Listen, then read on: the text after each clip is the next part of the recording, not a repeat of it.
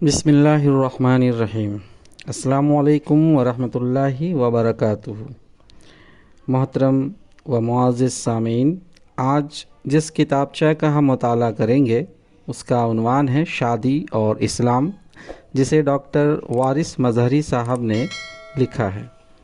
تو آئیے اس کا مطالعہ شروع کرتے ہیں۔ اسلام میں نکاح کی اہمیت۔ کھانا پینا، سونا جاگنا اور اس طرح کی دوسری چیزیں انسان کی فطری ضروریات ہیں۔ ان فطری ضروریات اور تقاضوں میں انسان کی جنسی ضرورت بھی شامل ہے۔ پھر اس جنسی ضرورت کی تکمیل پر نسل انسانی کی بقا اور اس کے جاری رہنے کا دار و مدار ہے۔ اس لیے اسلام میں جنسی جذبے یا خواہشات کو ختم کرنے کے بجائے ایک قانون کا پابند بنایا گیا ہے اور اس کے لیے نکاح کے طریقے کی طرف رہنمائی کی گئی ہے۔ نکاح کا طریقہ انسان کی صالح فطرت اور خدا کے نقشے کے تحت بنائے گئے انسانی سماج کے مزاج اور مطالبے کے عین مطابق ہے۔ اہم بات یہ ہے کہ اللہ تعالیٰ نے دنیا کی تمام چیزوں کو جوڑے کی شکل میں بنایا ہے۔ اللہ تعالیٰ کا ارشاد ہے، اور ہر چیز کو ہم نے جوڑا جوڑا پیدا کیا ہے۔ الذاریات آیت نمبر 49۔ اسی طرح ایک دوسرے مقام پر اللہ تعالیٰ فرماتا ہے، ہم نے تمہیں جوڑے کی شکل میں پیدا کیا ہے۔ سورہ النبا آیت نمبر 8۔ انسان کی اسی فطرت کا تقاضا تھا کہ انسان اول حضرت آدم علیہ السلام کو جنت میں اس کی ضرورت محسوس ہوئی اور حضرت حوا کی تخلیق عمل میں آئی۔ میں مرد و عورت دونوں کا وجود ایک دوسرے کے لیے اور خود نظام کائنات کی بقا کے لیے ضروری ہے۔ اللہ تبارک و تعالیٰ نے انبیاء کا تذکرہ کرتے ہوئے انہیں بیویوں اور بچوں کی شکل میں حاصل ہونے والی نعمت کا بھی اہمیت کے ساتھ ذکر کیا ہے۔ اللہ تعالیٰ فرماتے ہیں کہ ہم نے آپ سے پہلے رسولوں کو بھیجا اور انہیں بیویوں اور بچوں سے نوازا۔ الرعد آیت نمبر 38۔ مرد و عورت دونوں کے تعلقات کی استواری اور فطرت کے مطابق اس کی افادیت کے لیے نکاح کا نظام بنیادی اہمیت رکھتا ہے۔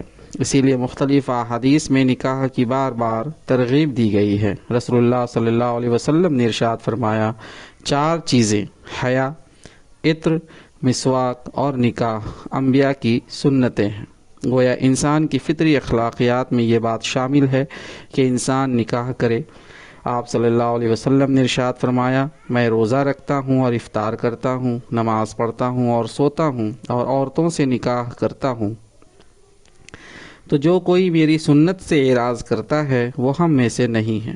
اسی طرح آپ صلی اللہ علیہ وسلم نے فرمایا، اے جوانوں کی جماعت، تم میں سے جو شخص خانہ داری کا بوجھ اٹھانے کی قدرت رکھتا ہو اس کو نکاح کر لینا چاہیے، کیونکہ نکاح کو نگاہ کے پست ہونے اور شرمگاہ کے محفوظ رہنے میں خاص دخل ہے۔ اور جو شخص قدرت نہ رکھتا ہو اس کو روزہ رکھنا چاہیے، کیونکہ روزہ اس کے لیے شہوتوں کو توڑ دینے والا ہے۔ حقیقت یہ ہے کہ نکاح یا شادی اللہ کی ایک بڑی نعمت ہے۔ دین اور دنیا دونوں کی مصلحتیں اس میں شامل ہیں۔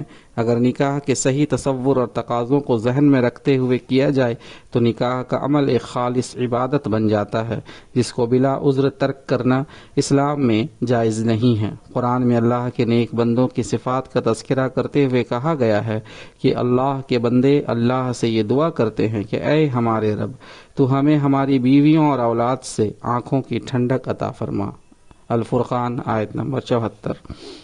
رسول اللہ صلی اللہ علیہ وسلم نے ارشاد فرمایا، جس کے پاس اولاد ہو اس کو چاہیے کہ وہ اس کا اچھا نام رکھے، اس کی تعلیم و تربیت کرے، اور جب بالغ ہو جائے تو اس کا نکاح کر دے۔ بالغ ہونے کے بعد اگر نکاح نہیں کیا اور وہ کسی گناہ میں مبتلا ہو گئے تو اس کا گناہ باپ پر ہوگا۔ نکاح کے مقاصد و فوائد۔ اللہ تبارک و تعالی قرآن مجید میں ارشاد فرماتا ہے، سورہ روم آیت نمبر 21 میں اللہ تعالیٰ فرماتا ہے، خدا نے تمہارے لیے تم میں سے جوڑے بنائے تاکہ تم ان سے سکون و آسودگی حاصل کرو اور تم میں محبت اور مہربانی پیدا کر دی۔ اس آیت سے یہ بات سمجھ میں آتی ہے کہ عورت کے بغیر انسانی زندگی سکون آشنا نہیں ہو سکتی، اور انسانی زندگی سکون سے خالی ہو تو گھر اور سماج دونوں کا نظام درہم برہم ہو جائے گا۔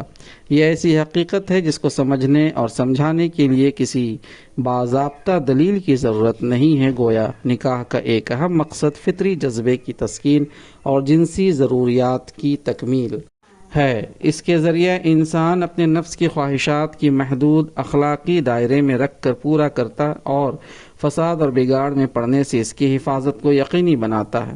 حفاظت نفس کے پہلو کو ہی سامنے رکھ کر حدیث میں جیسا کہ اوپر گزرا نکاح نہ کر سکنے کی صورت میں روزہ رکھنے کا حکم دیا گیا ہے۔ ایک حدیث میں نکاح کے اس مقصد کو اس طرح بیان کیا گیا کہ تم میں سے جن لوگوں کو اسباب نکاح میسر ہوں تو اسے شادی کر لینی چاہیے، کیونکہ نکاح نگاہ کی عفت و پاکیزگی اور شرمگاہ کی حفاظت کا ذریعہ ہے۔ نکاح کا دوسرا اہم مقصد نسل انسانی کی پیدائش کے سلسلے کو جاری اور برقرار رکھنا ہے۔ تمام معروف مذاہب میں اس مقصد کو پورا کرنے کے لیے نکاح و شادی کا طریقہ جاری ہے۔ یہ اس لیے ہے تاکہ آوارہ پن اور اباحیت کے راستے کو روکا جا سکے، کیونکہ اس سے نسل انسانی تباہ و برباد ہو کر رہ جاتی ہے۔ آزاد طور پر لذت حاصل کرنے کا جنون انسانی آبادی کو حیوانی آبادی میں تبدیل کر دیتا ہے۔ انسانی قدریں مٹ جاتی ہیں اور بے حیائی و اخلاقی فساد سماج کو تلپٹ کر کے رکھ دیتا ہے۔ رسول اللہ صلی اللہ علیہ وسلم نے ایک صحابی کی ایسی عورت سے شادی کرنے کی اجازت طلبی پر جس سے بچے کی امید نہیں تھی، فرمایا کہ تم ایسی عورت سے شادی کرو جو زیادہ محبت کرنے والی ہو اور اس سے کثرت اولاد کی توقع کی جا سکے۔ نکاح کا تیسرا اہم مقصد رشتہ داری کا قیام اور اس کو وسعت دینا ہے۔ اسلام میں رشتے اور قرابت کو بہت زیادہ اہمیت دی گئی ہے۔ مثلاً احادیث میں قرابت داری کو توڑنے اور ختم کرنے پر شدید وعیدیں اور دھمکیاں آئی ہیں۔ اللہ کو مطلوب یہ ہے اور یہی عین فطری تقاضا ہے کہ انسان زیادہ سے زیادہ ایک دوسرے سے جڑ کر، قریب ہو کر اور اجتماعیت کے ساتھ رہے۔ ظاہر ہے قربت اور باہمی تعلقات کی مضبوطی کا ایک اہم ذریعہ رشتہ داریوں کا قیام ہے۔ ایک خاندان کے دوسرے خاندان کے ساتھ رشتے کے قیام کے ساتھ ہی باہمی محبت و اخوت میں اضافہ ہو جاتا ہے، بلکہ نفرت و عداوت دوستی اور الفت میں بدل جاتی ہے۔ یہ چند اہم اور بنیادی مقاصد و فوائد ہیں، تفصیلی فوائد و مقاصد بے شمار ہیں۔ نکاح کے لیے شوہر بیوی کا انتخاب۔ اسلامی شریعت میں اس بات کی طرف رہنمائی کی گئی ہے کہ شادی میں شوہر یا بیوی کا انتخاب کن بنیادوں پر کیا جائے اور اس تعلق سے کن امور کا خیال رکھا جائے۔ قرآن میں ہے تم مشرک عورتوں سے شادی نہ کرو یہاں تک کہ وہ ایمان لے آئیں، اور ایک مومن باندی آزاد مشرک عورت سے بہتر ہے، خواہ اس کا حسن کتنا ہی دل فریب کیوں نہ ہو۔ سورہ البقرہ آیت نمبر 221۔ اس آیت میں یہ بات صاف کر دی گئی ہے کہ مشرک عورتوں سے نکاح حرام ہے، خواہ وہ کتنی ہی حسین ہو یا ان کے اندر کتنی ہی امتیازی خوبیاں کیوں نہ پائی جاتی ہو۔ اس طرح نکاح کے تعلق سے مومن عورت سب سے قیمتی چیز قرار پاتی ہے، باقی تمام خوبیاں اور اوصاف اس کے بعد آتے ہیں۔ پھر مومن عورت میں بھی سب سے بڑی خوبی اس نیکی اور دینداری کو قرار دیا گیا ہے۔ رسول اللہ صلی اللہ علیہ وسلم نے ارشاد فرمایا، عورت سے نکاح 4 پہلوؤں کو سامنے رکھ کر کیا جاتا ہے: مال، حسب و نسب، خوبصورتی اور دینداری، لیکن تم دیندار عورت سے شادی کرو۔ اسی طرح آپ نے ایک مرتبہ یہ فرمایا، تم لوگوں میں سے ہر ایک کو شکر کرنے والا دل، ذکر کرنے والی زبان اور ایمان رکھنے والی عورت اختیار کرنی چاہیے، تاکہ ایسی عورت تم کو آخرت کے معاملات پر متوجہ رہنے میں مدد کر سکے۔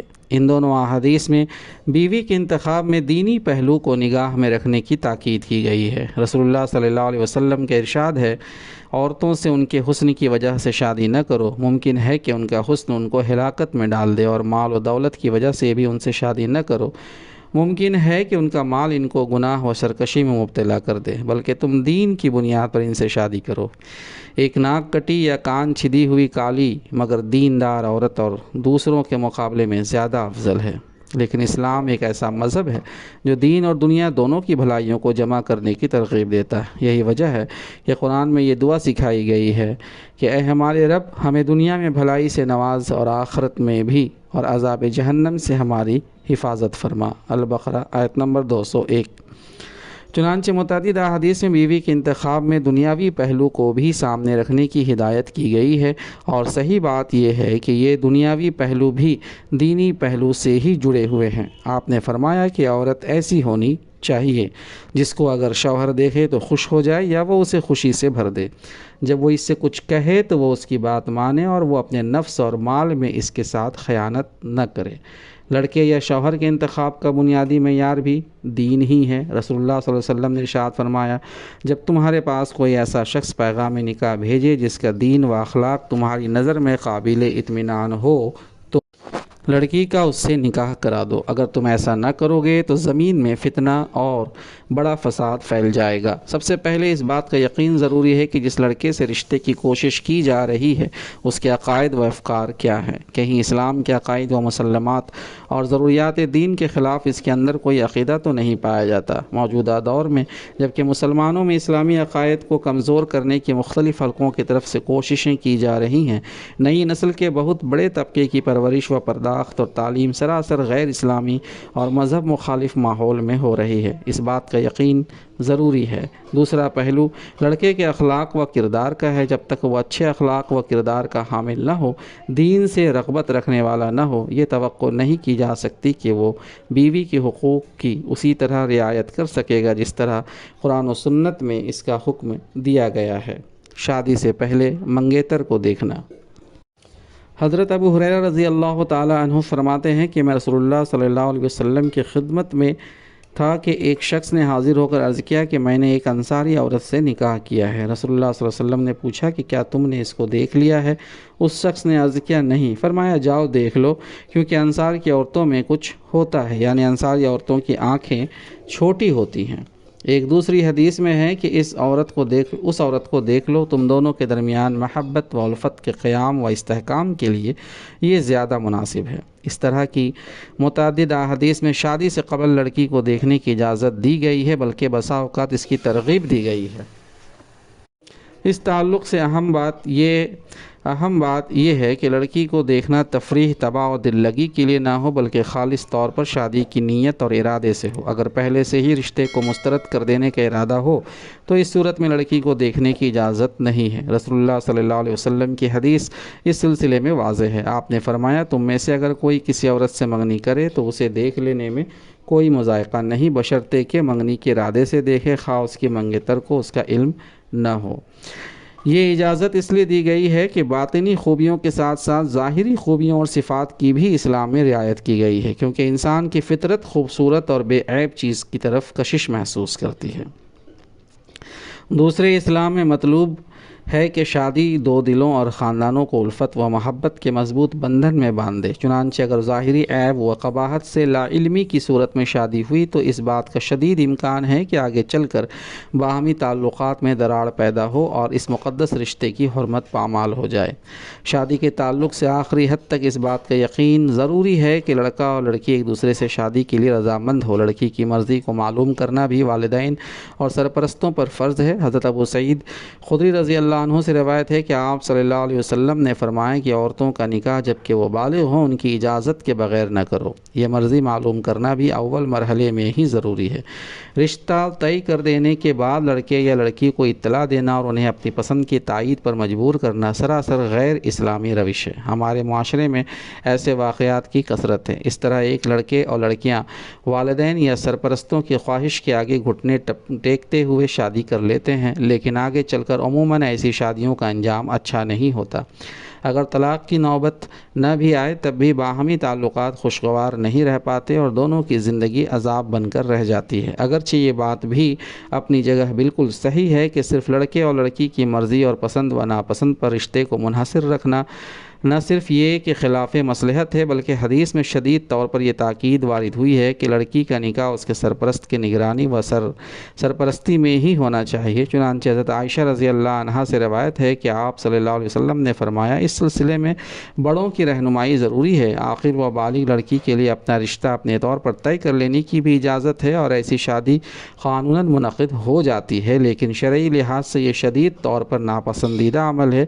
یہ کام اصلاً لڑکی کے والدین اور سرپرستوں کا ہی ہے۔ نکاح کا اعلان ضروری ہے۔ حدیث کے مطابق نکاح کا اعلان ضروری ہے۔ آپ صلی اللہ علیہ وسلم نے فرمایا، نکاح علی الاعلان کرو۔ عہد نبوی میں دف بجا کر بھی نکاح کا اعلان کیا جاتا تھا۔ علی الاعلان نکاح نہ کرنے میں اس قدر خرابیاں اور خطرات ہیں کہ جن کا شمار نہیں کیا جا سکتا۔ یہی وجہ ہے کہ بعض ائمہ کے نزدیک بغیر اعلان کے اور خفیہ طور پر نکاح منعقد ہوتا ہی نہیں۔ آج بعض شہروں میں اس طرح کے واقعات پیش آ رہے ہیں کہ اپنے اہل خانہ اور سماج کی نگاہوں سے چھپ کر محض خواہش پرستی یا مالی فائدے وغیرہ کے لیے لڑکے اور لڑکیاں شادی کر لیتی ہیں۔ دونوں کے ذہنوں میں پہلے سے تقریباً یہ بات طے ہوتی ہے کہ متعلقہ شہر میں عارضی اقامت کی مدت ختم ہونے کے بعد وہ ایک دوسرے کے لیے اجنبی ہو جائیں گے۔ یہ کھلے طور پر شریعت کا مذاق اڑانا ہے۔ عارضی مدت کے ارادے سے کی گئی شادی ہی سرے سے منعقد نہیں ہوتی۔ رسول اللہ صلی اللہ علیہ وسلم کی مشہور حدیث ہے کہ عمل کا دار و مدار نیت پر ہے، اس لیے خدا کے یہاں فیصلہ ظاہری عمل کے بجائے اس نیت کی بنیاد پر ہونا ہے۔ شادی کی تقریب کا انعقاد۔ شادی کی تقریب اور مجلس کے انعقاد میں کوئی حرج نہیں ہے، البتہ یہ شرط ضروری ہے کہ اس میں ناجائز اور شرعی طور پر ممنوع کھیل تماشے نہ ہو۔ شادی کا موقع خوشی و مسرت کا موقع ہوتا ہے۔ یہ انسان کا فطری تقاضا ہے کہ وہ اس موقع پر خوشی منائے۔ رسول اللہ صلی اللہ علیہ وسلم نے اس موقع پر دف بجانے اور گیت گانے کی بھی اجازت دی ہے۔ حضرت عائشہ رضی اللہ عنہا سے منقول ہے کہ انہوں نے ایک لڑکی کی ایک انصاری مرد کے ساتھ شادی کی۔ رخصتی کا وقت آیا تو رسول اللہ صلی اللہ علیہ وسلم نے فرمایا کہ کیا اس کے پاس دف یعنی سرود نہیں ہے، کیونکہ انصار کو دف اچھا معلوم ہوتا ہے۔ بخاری کی روایت ہے یہ۔ حضرت عمار بن سعد کہتے ہیں کہ میں قرظہ بن کعب، ابو مسعود اور ایک تیسرے صحابی جن کا نام لیا ان کے پاس گیا تو کچھ بچیاں دف بجا کر گا رہی تھیں۔ میں نے کہا، محمد صلی اللہ علیہ وسلم کے اصحاب ہو کر یہ سب دیکھ رہے ہو اور چپ ہو؟ انہوں نے فرمایا، رسول اللہ صلی اللہ علیہ وسلم نے شادی کی تقریب میں ہمیں اس کی اجازت دی ہے۔ ایسی احادیث و آثار موجود ہیں جن سے دف پر نظمیں پڑھنے یا گیت گانے کی اجازت معلوم ہوتی ہے۔ علماء اور اصحاب فقہ نے اس تعلق سے بحثیں کی ہیں جن سے یہ بات سمجھ میں آتی ہے کہ عید یا شادی بیاہ کے موقع پر مطلقاً گانا بجانا نہ تو جائز ہے اور نہ ہی ممنوع۔ صحیح بات یہ ہے کہ خوشی کے اظہار میں طبیعت اچھے بول سننے اور سنانے کی طرف راغب ہوتی ہے۔ شریعت نے انسان کے اسی فطری مزاج کی رعایت کی ہے۔ اس سے بہرحال آج کی گانے بجانے کی مجلسوں کا جواز نہیں نکلتا جس میں موسیقی اور بیہودہ گانے گائے اور فحش وغیرہ سنجیدہ حرکات کی جاتی ہیں۔ البتہ یہ بات بھی فحش و غیر سنجیدہ حرکات کی جاتی ہیں۔ البتہ یہ بات بھی ذہن میں رہنی چاہیے کہ اس تعلق سے اس قدر شدت کے شادی کے محفل زہد اور ترک دنیا پر غور و فکر کی مجلس نظر آنے لگے صحیح نہیں ہے۔ یہ فطرت اور اسلام کی اسپرٹ کے خلاف ہے، جیسا کہ اوپر مذکور روایات سے اندازہ ہوتا ہے۔ نکاح کے بعد چھوارے کی تقسیم رسول اللہ صلی اللہ علیہ وسلم کی سنت ہے۔ آپ نے حضرت فاطمہ اور حضرت علی کے نکاح میں چھوارا تقسیم کیا تھا۔ مولانا اشرف علی تھانوی رحمۃ اللہ علیہ نے لکھا ہے کہ چھوارے کی تقسیم سنت مقصودہ نہیں ہے، اگر اس کی جگہ کشمش وغیرہ بھی تقسیم کر دی جائے تو سنت ادا ہو جائے گی۔ ظاہر ہے عہد نبوت و عہد صحابہ میں کھجور زیادہ آسانی کے ساتھ دستیاب تھی، اس لیے وہی تقسیم کی جاتی تھی۔ ولیمہ نکاح کے بعد ولیمہ کرنا سنت ہے۔ رسول اللہ صلی اللہ علیہ وسلم کو جب معلوم ہوا کہ حضرت عبداللہ ابن عبد الرحمن بن عوف نے شادی کر لی ہے تو آپ صلی اللہ علیہ وسلم نے فرمایا کہ اللہ تمہیں برکت دے، ایک بکری سے ہی لیکن تم ولیمہ ضرور کرو۔ خود رسول اللہ صلی اللہ علیہ وسلم نے حضرت صفیہ رضی اللہ عنہ سے نکاح کے موقع پر ولیمہ کیا۔ ولیمہ کا مقصد نکاح کو شہرت دینا اور اپنی خوشی و مسرت میں خیش و قارب اور سماج کے لوگوں کو شریک کرنا ہے۔ جب ولیمہ وغیرہ کی دعوت ملے تو اسے قبول کرنا چاہیے اور اس میں ہر ممکن شرکت کی کوشش کرنی چاہیے۔ رسول اللہ صلی اللہ علیہ وسلم نے ارشاد فرمایا، تم میں سے جب کسی کو کھانے کی دعوت دی جائے تو اسے قبول کر لے، اگر روزہ نہ ہو تو کھا لے اور اگر نفلی روزے سے ہو تو روزہ توڑ دے۔ ولیمہ میں شرکت پر دولہے کو اس طرح دعا دینا بھی مسنون ہے، بارک اللہ لک و بارک علیک و جمع بینکما فی خیر۔ اللہ تعالیٰ تمہارے اندر اور تم پر برکت دے اور تم دونوں کو خیر و خوبی کے ساتھ یکجا رکھے۔ نیز میزبان کے حق میں شادی کی تقریب میں شریک مہمانوں کو اس طرح دعا دینی چاہیے کہ اللہم اغفر لہم وارحمہم وبارک لہم فیما رزقتہم۔ اے اللہ انہیں بخش دے، ان پر رحم فرما اور ان کے رزق میں برکت دے۔ ازدواجی زندگی کے اسلامی اصول۔ ازدواجی زندگی کے اسلامی اصول۔ اسلام انسانی زندگی کے ہر شعبے کی رہنمائی کرتا ہے۔ خواہ اس کا تعلق اس کی انفرادی زندگی سے ہو یا اجتماعی زندگی سے۔ اسلام و ایمان کا تقاضا ہے کہ مسلمان شریعت کی رہنمائی میں اپنی شب و روز کی زندگی گزارنے والا ہو، مکمل طور پر اس کی زندگی اسلام کا آئینہ ہو۔ قرآن کہتا ہے اے مومنو اسلام میں پورے کے پورے داخل ہو جاؤ، البقرہ آیت نمبر 208، یعنی پوری طرح اسلام پر عمل کرنے والے بن جاؤ۔ ایسا نہیں کہ زندگی کے ایک شعبے میں تو اسلام کی چھوٹی اور معمولی باتوں کو بھی دانتوں سے پکڑے رہو لیکن دوسرے شعبے میں اسلام کے بنیادی امور کو بھی نظر انداز کر دو۔ شادی کا موقع اہل اسلام کے لیے اس اعتبار سے آزمائش کا موقع ہے کہ وہ زندگی کے عروج کے اس مرحلے میں خوشی و مسرت کی نئی دنیا میں قدم رکھتے ہوئے کس حد تک اس خوشی کو عطا کرنے والے احکام کی پاسداری کرتے اور ان کو عمل میں لاتے ہیں۔ عموماً انسان غم اور تکلیف میں تو خدا کو یاد کرتا ہے لیکن خوشی میں اسے بھول جاتا ہے۔ قرآن میں انسان کی اس نفسیات کو ان لفظوں میں بیان کیا گیا ہے۔ انسان کا حال یہ ہے کہ جب اسے اس کا رب آزماتا ہے اور عزت و نعمت دیتا ہے تو وہ کہنے لگتا ہے کہ میرے رب نے مجھے عزت دار بنایا، اور جب وہ اس کو آزماتا ہے اور اس کی روزی تنگ کر دیتا ہے تو وہ کہنے لگتا ہے کہ میرے رب نے مجھے ذلیل کر دیا۔ الفجر آیت نمبر 16۔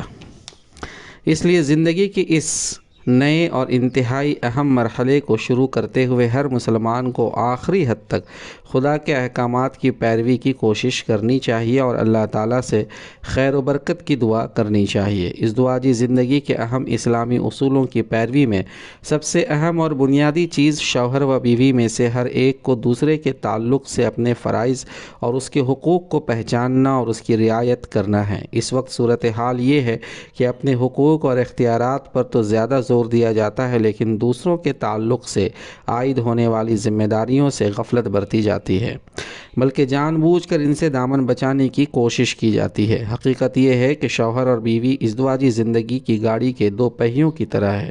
جب تک دونوں پہیے صحیح انداز میں اور ایک دوسرے سے ہم آہنگی کے ساتھ نہ چل رہے ہوں، زندگی کی گاڑی کامیابی کے ساتھ آگے نہیں بڑھ سکتی۔ شوہر پر بیوی کے حقوق و فرائض۔ شوہر پر بیوی کے متعدد حقوق ہیں جن میں سے اہم دو ہیں، مہر اور نفقہ۔ مہر نکاح کی شرائط میں سے ہے۔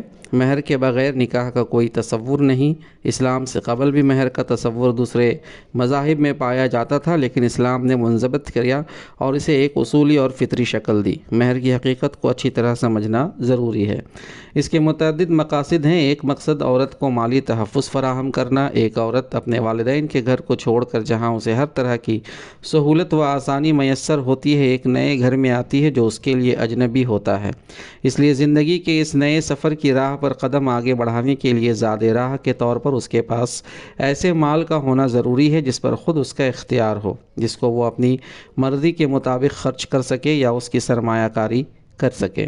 اس کا دوسرا مقصد عورت کو دلجوئی ہے۔ شادی حوصلوں اور تمناؤں سے عبارت ہے۔ اسلام چاہتا ہے کہ عورت کی مالی حالت ایسی ہو کہ وہ خود اپنی بنیاد پر اپنی بعض خواہشات کو پورا کر سکے اور اس معاملے میں اسے دوسروں کا محتاج نہ ہونا پڑے اور اس کا احسان نہ اٹھانا پڑے۔ قرآن میں کہا گیا کہ عورتوں کو ان کا مہر راضی اور خوشی سے دے دو، النساء آیت نمبر 4۔ اسی طرح اللہ کے رسول صلی اللہ علیہ وسلم کے ارشاد ہے کہ سب سے زیادہ پوری کرنے کے لائق وہ شرط ہے جس کے ذریعے تم نے عورتوں کی شرمگاہوں کو اپنے لیے حلال کیا ہے، بخاری و مسلم۔ مہر کی اصل اہمیت اور شریعت کا مزاج یہ ہے کہ وہ معجل ہو اور اسے نکاح کے بعد اور بیوی سے خلوت سے پہلے ادا کر دیا جائے۔ تاخیر کے ساتھ ادا کرنے کی صورت میں اس کی اجازت ہے اور اس اجازت کی وجہ یہ ہے کہ شادی تو ضروری ہے لیکن بسا اوقات مرد کے پاس مہر کی فوری ادائیگی کی قدرت نہیں ہوتی، گویا بنیادی طور پر ان مردوں کو تاخیر کے ساتھ اس کی ادائیگی کی رخصت دی گئی ہے جن کے پاس فوری ادائیگی کی صلاحیت نہ ہو، وہ غریب و نادار ہوں۔ لیکن اس وقت ہمارے سماج کے اندر دین سے لاپرواہی کا مزاج اس قدر راسخ ہو چکا ہے کہ اکثر حالات میں مہر کی ادائیگی کی فکر ہی نہیں کی جاتی، اسے آگے کے لیے اٹھا کر رکھ دیا جاتا ہے۔ بعض جگہوں پر اسے معیوب سمجھا جاتا ہے کہ شوہر فوراً مہر بیوی کے ہاتھ میں تھما دے۔ غلط فہمی یہاں تک ہے کہ بعض خواتین اس کے وصول ہونے کو اس وقت ضروری سمجھتی ہے جب شوہر بیوی کے درمیان تفریق کی نوبت آ جائے۔ بعض اوقات مرد کی طرف سے یہ ظلم کیا جاتا ہے کہ اسے بیوی سے معاف کروا لیا جاتا ہے۔ بعض لوگ تو ایسے بھی ہیں جو شروع سے ہی اس کی ادائیگی کی صحیح نیت نہیں رکھتے، حالانکہ اللہ کے رسول صلی اللہ علیہ وسلم نے فرمایا، جس شخص نے تھوڑی یا زیادہ جس قدر مہر پر بھی کسی عورت سے نکاح کیا اور اندر سے یہ تہیہ کر لیا کہ بیوی کے اس حق کو ادا نہیں کرے گا تو یہ اس کے ساتھ دھوکہ دینا ہوگا، اور اگر اس نے اس حق کو ادا نہ کیا اور مر گیا تو قیامت کے دن خدا کے سامنے زناکار کی شکل میں پیش ہوگا۔ مہر کے تعین کے تعلق سے مرد کی مالی استطاعت کو پیش نظر رکھنا ضروری ہے۔ مہر نہ تو اتنا کم رکھا جائے کہ اس سے عورت کا کسی بھی درجے میں مالی تحفظ نہ ہو سکے، اور نہ ہی اسے اس قدر زیادہ رکھا جائے کہ مرد اس کی ادائیگی کے لیے غلط کام کرنے پر مجبور ہو یا اس کو عدم ادائیگی کا بہانہ مل جائے۔ رسول اللہ صلی اللہ علیہ وسلم کے ارشاد ہے، مہر میں آسانی اختیار کرو۔ صحیح بات یہ ہے کہ مہر کی کوئی حد شریعت میں مقرر نہیں ہے۔ حضرت عمر رضی اللہ عنہ نے چاہا کہ عورتوں کے مہر 40 اوقیہ یعنی 400 درہم سے زیادہ نہ ہو۔ انہوں نے اپنی ایک تقریر میں کہا کہ اگر 40 اوقیہ سے زیادہ کسی نے مہر باندھا تو اس زیادہ حصے کو بیت المال میں ڈال دیا جائے گا۔ جب آپ ممبر سے اترے تو قریش کی ایک عورت نے حضرت عمر سے کہا کہ عمر، یہ بات صحیح نہیں ہے، اللہ تعالیٰ کہتا ہے۔ حضرت عمر نے خاتون کی اس دلیل کو یہ کہہ کر قبول کر لیا کہ اے اللہ، ہمیں معاف فرما، تمام لوگ عمر سے زیادہ فقیہ اور دین کو سمجھنے والے ہیں۔ پھر ممبر پر چڑھ کر کہا کہ میں نے 400 درہم سے زیادہ مہر سے منع کیا تھا، لیکن تم لوگ اپنی پسند کے مطابق مہر باندھو۔ ضروری ہے کہ مرد کے اندر اس شعور و احساس کو بیدار کیا جائے کہ وہ فوری طور پر مہر کی ادائیگی کی پابندی کریں، اور عورت کے اندر اس شرعی فہم کو ابھارنے کی کوشش کی جائے کہ مہر اس کا حق ہے، یہ اس کی حلال و پاک کمائی ہے، وہ اسے وصول کرے اور استعمال میں لائے۔ مرد پر دوسرا اہم فرض بیوی کا نفقہ ہے۔ چونکہ بنیادی طور پر گھر کی ذمہ داری، بچوں کی پرورش و پرداخت عورت کے ذمہ رکھی گئی ہے، اس لیے اسے معاش کے انتظام اور اپنی اور اپنے بچوں کی کفالت سے مستثنی رکھا گیا ہے۔ یہ ذمہ داری مرد پر ڈالی گئی ہے۔ نفقے میں 3 چیزیں شامل ہیں: کھانا، کپڑا اور گھر۔ اللہ کے رسول صلی اللہ علیہ وسلم کے ارشاد ہے، عورتوں کے بارے میں اللہ سے ڈرو، اس لیے کہ تم نے خدا کی امانت کے طور پر اس کو حاصل کیا اور اللہ کے کلمے سے اس کی شرمگاہ کو اپنے لیے حلال کیا ہے۔ تم پر بھلائی کے ساتھ ان کے کھانے اور کپڑے کی ذمہ داری ہے۔ نفقے کا معیار مرد کی استطاعت پر منحصر ہے، وہ جیسی استطاعت رکھتا ہے اس پر اس کے مطابق بیوی کی ضروریات کی کفالت کی ذمہ داری رکھی گئی ہے۔ چنانچہ قرآن کہتا ہے، مالدار پر اس کی استطاعت کے مطابق اور نادار پر اس کی استطاعت کے مطابق نفقہ ہے۔ البقرہ آیت نمبر 236۔ رسول اللہ صلی اللہ علیہ وسلم کے ارشاد گرامی ہے، جو تم کھاتے ہو وہ اپنی بیویوں کو کھلاؤ، جس طرح کا کپڑا پہنتے ہو انہیں پہناؤ، انہیں مت مارو اور ان کو برا بھلا مت کہو۔ نفقے کی ذمہ داری مرد پر فرض کے درجے میں ہے، اور اسی بنا پر عورت پر اسے ایک درجہ فضیلت دی گئی ہے۔ اگر مرد بیوی کی معاشی کفالت نہیں کرتا، اس کے ضروری اخراجات پورے نہیں کرتا، تو قانونی طور پر اس کو اس کا پابند بنانے کی کوشش کی جائے گی، اس کو اس کے لیے مجبور کیا جائے گا، کیونکہ نفقے کی فراہمی بیوی کے تئیں شوہر کے بنیادی فرائض میں سے ہے۔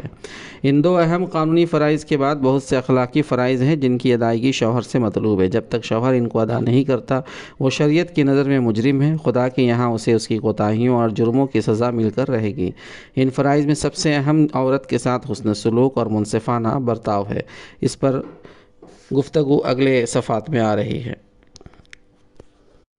بیوی پر شوہر کے حقوق۔ بیوی پر شوہر کے سب سے اہم حق یہ ہے کہ وہ اپنے نفس میں خیانت نہ کرے۔ اللہ تعالیٰ نے بیوی کو صرف اس کے شوہر کے لیے حلال کیا ہے۔ عورت اگر نفس میں خیانت کرتی ہے تو یہ صرف خدا کے حکم کی نافرمانی ہی نہیں بلکہ یہ شوہر کے حقوق میں سے سب سے اہم حق کی پامالی بھی ہے۔ رسول اللہ صلی اللہ علیہ وسلم نے اس کی طرف ایک حدیث میں کنائی میں اس طرح ذکر کیا کہ تمہاری بیویوں پر حق یہ ہے کہ وہ تمہارے بستر پر کسی دوسرے شخص کو جسے تم ناپسند کرتے ہو نہ آنے دیں۔ شوہر بیوی کی عفت و پاکیزگی کی حفاظت کے لیے بیوی کو جس بات کا بھی پابند کرنے کی کوشش کرے، بیوی کو اس کی پابندی کرنی چاہیے۔ یہ عمومی اور نارمل صورت میں ہے۔ استثنائی صورت کی بات اور ہے جب شوہر ایسی غیر ضروری اور غیر معقول پابندیوں سے عورت کو دوچار کر دے کہ وہ اپنے ہی گھر میں قیدی بن کر رہ جائے، لیکن اس صورت میں بھی اسے صبر سے کام لینا چاہیے۔ بیوی کی دوسری اہم ذمہ داری یہ ہے کہ وہ شوہر کے مال میں خیانت نہ کرے۔ حضرت عبداللہ ابن عباس رضی اللہ عنہ سے روایت کردہ ایک حدیث میں ہے کہ نیک عورت وہ ہے کہ جب تم اسے دیکھو تو وہ تمہیں خوش کر دے، جب تم اسے کسی کام کے لیے کہو تو وہ تمہاری بات مان لے، اور تیرے غائبانہ میں وہ تمہارے مال کی اور اپنے نفس کی جس پر تیرا حق ہے حفاظت کرے۔ چونکہ مال شوہر کماتا ہے، اس لیے اس پر بنیادی حق شوہر کا ہی ہے، اس لیے اس میں سے لے کر خرچ کرنے کے لیے شوہر کی اجازت یا خاموش موافقت ضروری ہے۔ ہمارے سماج میں عموماً شوہر و بیوی کے درمیان ایسی باہمی مفاہمت ہوتی ہے کہ بیوی کو شوہر کے روپیے پیسے کو کام میں لانے کے لیے ہر وقت اس کی اجازت کی ضرورت نہیں ہوتی، لیکن ایسے تمام معاملات میں جہاں اس بات کا اندیشہ ہو کہ اس طرح خرچ کرنا شوہر کو ناگوار ہوگا، اس میں باضابطہ اجازت ضروری ہے۔ اس تعلق سے یہ بات بھی قابل ذکر ہے کہ بعض شوہر نامدار اتنے کنجوس اور بخیل بھی ہوتے ہیں کہ وہ اہل و عیال کے ضروری کفالت سے بھی پہلو تہی کی کوشش کرتے ہیں۔ رسول اللہ صلی اللہ علیہ وسلم نے ایسی صورت میں بقدر ضرورت شوہر کے مال سے بغیر اس کے علم میں لائے ہوئے بھی خرچ کی اجازت دی ہے۔ روایات کے مطابق ہند بنت عتبہ زوجہ ابو سفیان آپ صلی اللہ علیہ وسلم کے پاس آئیں اور انہوں نے سفیان کے تعلق سے یہ شکایت کی کہ وہ بچوں کی ضروری کفالت میں بھی بخل سے کام لیتے ہیں، تو آپ نے بلا اجازت بقدر ضرورت ان کے مال میں سے لے کر خرچ کرنے کی اجازت مرحمت فرما دی۔ شوہر کا تیسرا حق یہ ہے کہ اس کی بات مانی جائے۔ احادیث میں اس کے لیے اطاعت کا لفظ آیا ہے۔ آپ نے فرمایا کہ بیوی کو ایسا ہونا چاہیے کہ اگر شوہر اسے کچھ کہے تو وہ اس کی بات کو مانے اور عمل میں لائے۔ یہ حکم اور یہ اطاعت اس بنیاد پر نہیں ہے کہ مرد حاکم ہے اور عورت محکوم، یا یہ کہ مرد جو بھی حکم دے عورت کے لیے اس کو ماننا لازم ہو، کیونکہ رسول اللہ صلی اللہ علیہ وسلم کی واضح حدیث ہے کہ جن معاملات میں اللہ کی نافرمانی لازم آتی ہو ان میں کسی کی اطاعت نہیں کرنی چاہیے۔ حقیقت یہ ہے کہ خاندانی نظام میں انتظامی صورتحال کے پیش نظر مرد کو خاندانی امور کا نگراں بنایا گیا ہے، جس کی وجہ یہ ہے کہ مال کمانے اور اہل و عیال کی کفالت کی ذمہ داری اس کے سر پر رکھی گئی ہے۔ اہم بات یہ ہے کہ کوئی بھی نظام اس بنیاد پر چلتا ہے کہ وہ کسی سربراہ کی نگرانی میں ہو اور سربراہ کی بات مانی جائے، ورنہ اگر ہر شخص کو فیصلے کا اختیار دے دیا جائے تو وہ نظام نہیں چل سکتا۔ اس میں عورت کی پوزیشن کم نہیں ہوتی، نہ اس کا مطلب مرد کو یہ اختیار دینا ہے کہ وہ عورت پر جو بھی مرضی چاہے تھوپنے کی کوشش کرے اور اس سے انکار کی صورت میں وہ عورت کو ظلم کا نشانہ بنائے۔ مشترک حقوق۔ ان حقوق کے علاوہ بعض مشترکہ حقوق بھی ہیں جن کو ادا کرنا کمبائنڈ رائٹس شوہر اور بیوی دونوں کے لیے ضروری ہے۔ اللہ تعالیٰ ارشاد فرماتا ہے کہ اپنی شرمگاہوں کی حفاظت کرنے والے یعنی جنسی انحرافات سے بچنے والے ہیں۔ وہ اپنی شرمگاہوں کی حفاظت کرنے والے یعنی جنسی انحرافات سے بچنے والے ہیں۔ ظاہر ہے یہ حکم مرد و عورت دونوں کے لیے ہے۔ دونوں پر یہ فریضہ عائد ہوتا ہے کہ وہ اس حد سے متجاوز نہ ہو جو شادی کے ذریعہ متعین اور طے کر دی گئی ہے، ورنہ گھر اور سماج دونوں کا نظام تباہ و برباد ہو کر رہ جائے گا۔ خصوصیت کے ساتھ مردوں کو یہ بات ذہن میں رکھنی چاہیے، اللہ تعالیٰ کا ارشاد ہے دستور کے موافق عورتوں کا بھی مردوں پر حق ہے جس طرح مردوں کا عورتوں پر حق ہے۔ النساء آیت نمبر 228۔ مشترکہ حقوق میں ایک اہم بلکہ سب سے اہم چیز حسن معاشرت یعنی ایک دوسرے کے ساتھ اچھے برتاؤ اور حسن سلوک کے ساتھ زندگی بسر کرنا ہے۔ چونکہ اس تعلق سے مردوں میں زیادہ کوتاہی پائی جاتی ہے، اس لیے انہیں مخاطب کر کے قرآن میں حکم دیا گیا کہ عورتوں کے ساتھ بھلائی اور نیکی کے ساتھ گزر بسر کرو۔ النساء آیت نمبر 19۔ اللہ تعالیٰ کو خوب اچھی طرح معلوم ہے کہ عورتوں کے مقابلے میں مرد عورتوں پر بہت زیادہ زیادتیاں کرتا ہے۔ رسول اللہ صلی اللہ علیہ وسلم نے فرمایا کہ اپنے بیویوں کے بارے میں اللہ سے ڈرو کہ تم نے امانت کے طور پر اس کا حق حاصل کیا ہے اور وہ تمہارے لیے حلال کی گئی ہیں۔ اخلاق کا سب سے اہم معیار عورتوں کے ساتھ حسن سلوک۔ رسول اللہ صلی اللہ علیہ وسلم کی سیرت اور احادیث کے مطالعے سے اندازہ ہوتا ہے کہ رسول اللہ صلی اللہ علیہ وسلم کو جن چند چیزوں کی سب سے زیادہ فکر تھی ان میں ایک خواتین کی مظلومیت اور ان کے حقوق کی پامالی ہے۔ اس لیے آپ نے تمام اہم مواقع پر اس پہلو کی طرف لوگوں کی توجہ دلائی۔ چنانچہ حجۃ الوداع کے موقع پر آپ نے فرمایا، عورتوں کے بارے میں میری طرف سے خیر کی نصیحت قبول کرو۔ ایک موقع پر آپ صلی اللہ علیہ وسلم نے فرمایا، یعنی تم میں سب سے بہترین وہ لوگ ہیں جو اپنی خواتین کے ساتھ اچھا برتاؤ کرتے ہیں، اور میں تم میں اپنی خواتین کے ساتھ بہترین برتاؤ کرنے والا ہوں۔ حضرت ابو ہریرہ رضی اللہ تعالیٰ عنہ سے مروی ہے کہ آپ نے ارشاد فرمایا، جو شخص خدا اور آخرت پر ایمان رکھتا ہو تو اسے چاہیے کہ وہ پڑوسی کو کسی قسم کی تکلیف نہ دے اور عورتوں کے بارے میں ہماری نصیحت قبول کرے۔ آپ نے یہ حکمت کی بات ارشاد فرمائی کہ یہ ہو سکتا ہے کہ تمہیں اپنی بیوی کی کوئی بات ناپسندیدہ ہو، لیکن اس کے ساتھ یہ بھی حقیقت ہے کہ اس کی دوسری باتیں تمہارے لیے پسندیدہ بھی ہوں گی۔ گویا عورت کے صرف کمزور پہلو یا صفات کو نظر میں رکھ کر اچھے اور مثبت پہلوؤں کو نظر انداز کر دینا انصاف کا تقاضا نہیں۔ ایک حدیث میں رسول اللہ صلی اللہ علیہ وسلم نے عورتوں کو کانچ سے تشبیہ دے کر یہ نصیحت کی ہے کہ ان کے ساتھ نرمی کا معاملہ کرو، ورنہ یہ کانچ کی طرح ٹوٹ جائیں گی۔ عورت کائنات کی نہایت قیمتی چیز ہے، اور قیمتی چیز عموماً نہایت نازک اور حساس ہوتی ہے۔ یہ اللہ کا کتنا بڑا معجزہ ہے کہ اللہ تعالیٰ دو اجنبی عورت اور مرد کے درمیان پائے جانے والے تمام تر فاصلوں کو ختم کر کے ان کے تعلقات کو الفت و محبت کا آئینہ بنا دیتا ہے۔ اس کا اظہار قرآن میں ان لفظوں میں کیا گیا ہے کہ تمہارے درمیان اللہ تعالیٰ نے الفت و محبت پیدا کر دی۔ قرآن کے مطابق عورتیں سکون و اطمینان کا ذریعہ ہے۔ سورہ روم آیت 21۔ اس لیے اس سکون کے ذریعہ کو خود اپنی کوتاہیوں سے ختم کر کے اپنی زندگی اور سماج کو انتشار اور پراگندگی کے حوالے کر دینا کہاں کی دانش مندی ہے۔ حقیقت یہ ہے کہ اس وقت ہمارے سماج کی صورتحال اس لحاظ سے قابل اطمینان نہیں ہے۔ عورتوں کا ایک بڑا طبقہ مظلومیت کا شکار ہے۔ مرد اس بارے میں تو بہت زیادہ حساس ہیں کہ ان کی عورت پر کیا کیا حقوق و اختیارات ہیں، لیکن وہ عورتوں کے تعلق سے خود پر عائد ہونے والی ذمہ داریوں کے تئیں بہت زیادہ حساس نہیں ہیں۔ یقیناً اس کا احساس نبی اکرم صلی اللہ علیہ وسلم کو تھا، اسی وجہ سے انہوں نے ایک شریف اور اللہ اور اس کے رسول پر ایمان رکھنے والے آدمی کی شرافت و تہذیب کا یہ معیار قرار دیا کہ وہ اپنے اہل و عیال کے ساتھ بہتر سلوک کرنے والا ہو۔ بعض اہم اور قابل توجہ امور۔ شادی و نکاح کے تعلق سے بہت سی اہم اور قابل توجہ باتیں ہیں جن کو ذہن میں رکھنا اور عمل میں لانا ضروری ہے۔ ان امور پر توجہ نہ دیے جانے کی وجہ سے نکاح کا خالص اسلامی عمل جو اپنے آپ میں ایک عبادت ہے، گناہ اور خدا کے غضب کا موجب بن جاتا ہے۔ مختلف تنظیموں اور جماعتوں کی سطح پر مدتوں سے لوگوں کو ان کی طرف متوجہ کرنے کی کوشش کی جا رہی ہے، لیکن حقیقت یہ ہے کہ صورتحال اب بھی نہایت افسوسناک ہے۔ غیر شرعی رسوم و رواج۔ شادی کے تعلق سے سب سے اہم پہلو یہ ہے کہ شادی کے عمل میں بہت سی ایسی رسوم و رواج شامل ہو گئی ہیں جن کا کوئی تعلق اسلام سے نہیں ہے۔ وہ دوسری قوموں کا شعار ہیں اور انہی سے مسلم سماج میں درائی ہیں۔ ایسی رسوم و رواج مختلف علاقوں میں مختلف نوعیت کی ہیں۔ ان میں سے بعض تو محض شرک و بدعت کی قبیل سے ہیں اور بعض اسلام کے مزاج اور اسلامی شریعت کی روح سے ہٹ کر ہیں، اس لیے ان کو ترک کرنا ضروری ہے۔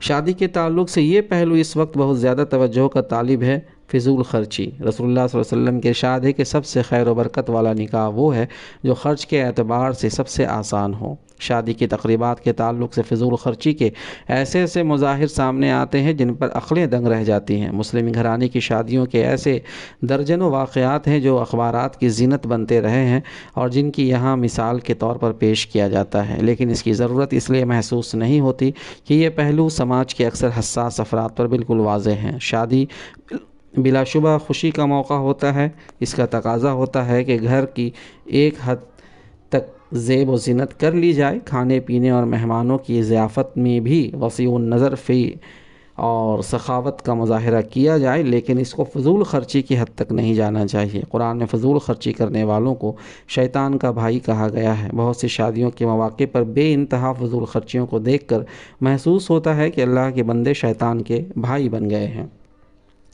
ایسے لوگوں کو یہ سمجھنا چاہیے کہ شادی کے موقع پر اس طرح کی فضول خرچی کا معاملہ صرف ان کی اپنی ذات تک ہی محدود نہیں رہتا، اس کے سماج پر نہایت برے اثرات مرتب ہوتے ہیں۔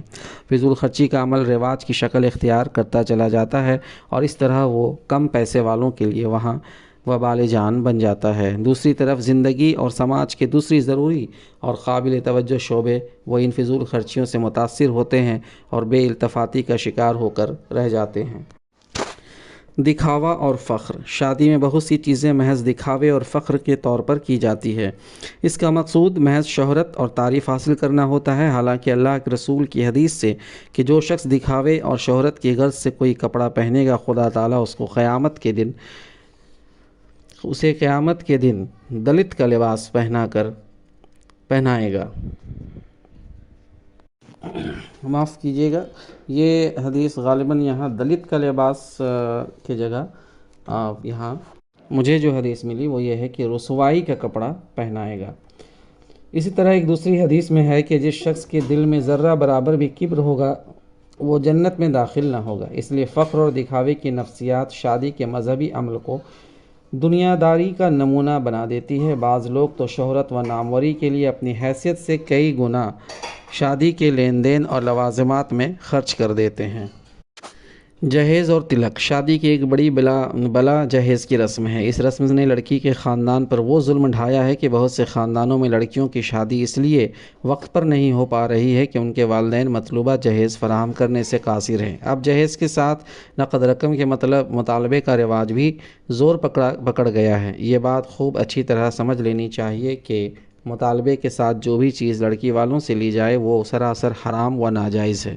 مطالبہ کی بنیاد پر لینا اور دینا دونوں حرام ہیں۔ اس طرح لڑکی والے اور لڑکے والے دونوں ہی گناہ گار ہوتے ہیں۔ شادی کی خیر و برکت کے ختم ہو جانے کے لیے بس اتنا ہی کافی ہے۔ جہیز کے بجائے محض تحفے کے طور پر اور اس کی نیت اور اپنی مرضی و خوشی سے دینا البتہ جائز ہے، تاہم بقول مولانا اشرف علی تھانوی رحمۃ اللہ علیہ جہیز میں اس امر کا لحاظ رکھنا ضروری ہے کہ گنجائش سے زیادہ نہ دے، ضرورت کا لحاظ کرے، یعنی جن چیزوں کی سردست ضرورت ہے وہی دینا چاہیے، اعلان نہ ہو، کیونکہ یہ تو اپنی اولاد کے ساتھ صلہ رحمی ہے، دوسروں کو دکھانے کی کیا ضرورت ہے۔ دوسری اہم بات ہے تحفے کے لینے اور دینے کا عمل ایک طرفہ نہیں بلکہ دو طرفہ ہونا چاہیے، یعنی لڑکے والوں کو بھی لڑکی والوں کو تحفے دینے چاہیے، بلکہ اسلام کی اسپرٹ یہ محسوس ہوتی ہے کہ لڑکے والوں کو زیادہ آگے بڑھ کر تحفے دینے چاہیے۔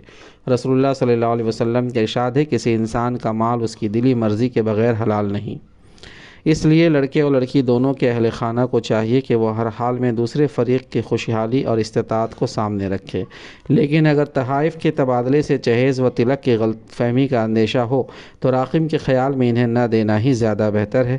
ظاہر ہے لوگ اس سے جہیز و تلک کی غیر اسلامی رسم کا جواز نکال لیں گے۔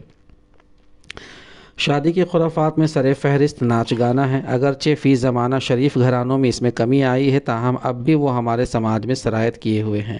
ناچ گانے کا برا اور خلاف اسلام اور خلاف عقل و فطرت ہونا بالکل ظاہر ہے۔ اسلام خوشی منانے کی اجازت ضرور دیتا ہے، لیکن شرعی حدود میں رہ کر۔ عہد نبوی کے بعض واقعات سے اندازہ ہوتا ہے کہ شادی کے مواقع پر سادہ طور پر نظمیں یا گیت وغیرہ گا لینے کی اجازت ہے۔ ایک واقعے میں خود رسول اللہ صلی اللہ علیہ وسلم نے حضرت عائشہ سے کہا کہ شادی ہو رہی تھی تو کچھ گایا کیوں نہیں جا رہا ہے؟ پھر خود رسول اللہ صلی اللہ علیہ وسلم نے گیت یا نظم کے کچھ بول بھی سنائے۔ اس سے کچھ گانے اور گنگنا لینے کا جواز نکلتا ہے، لیکن اس شرط کے ساتھ کہ اشعار کے بول پاکیزہ ہوں۔ اس کے لیے معروف میوزک وغیرہ کا استعمال نہ کیا جائے گا۔ گانے والی جوان اور غیر محرم لڑکیاں نہ ہوں کہ ان کی آواز مردوں تک پہنچ کر فتنے کا باعث بنتی ہو۔ ہم نے اوپر صرف چند اہم اور ضروری امور کی نشاندہی کی ہے جن پر شادی کے حوالے سے خصوصی توجہ کی ضرورت ہے۔ شادی کے تعلق سے ہمارے غیر اسلامی رویوں نے اس عظیم فریضے کو محض کھیل کود اور تفریح کا نمونہ بنا دیا ہے۔ اس میں شک نہیں، جیسا کہ اس پہلو پر روشنی ڈالی جا سکتی ہے کہ شادی میں اسلام خوشی و مسرت کے اظہار سے نہیں روکتا، لیکن وہ جائز حدود میں ہونا چاہیے۔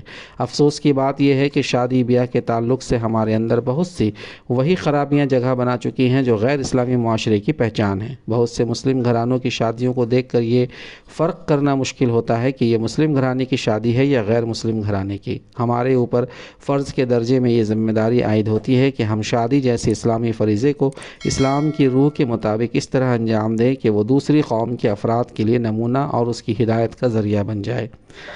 اسلام اور نکاح کے موضوع پر یہ مختصر سا رسالہ ہے جو اس غرض سے لکھا گیا ہے کہ نکاح جو ایک عبادت ہے اور جسے حدیث میں نصف دین کہا گیا ہے کا صحیح اسلامی تصور عام لوگوں کے سامنے آ سکیں، اور اس تعلق سے جو غلط فہمیاں، غلط رسوم و رواجات اسلامی سماج میں پھیلے ہوئے ہیں ان کی اصلاح ہو سکے۔ کوشش کی گئی ہے کہ اس میں اسلام میں شادی کے تعلق سے تمام ضروری باتیں مختصر طور پر بیان کر دی جائیں جن سے مختصر وقت میں استفادہ آسان ہو۔ اللہ تعالیٰ سے دعا ہے کہ وہ اس مختصر رسالہ کو لوگوں کے لیے نفع بخش اور ہمارے لیے ذریعہ آخرت بنائے۔ آمین۔ وآخر دعوانا ان الحمد للہ رب العالمین۔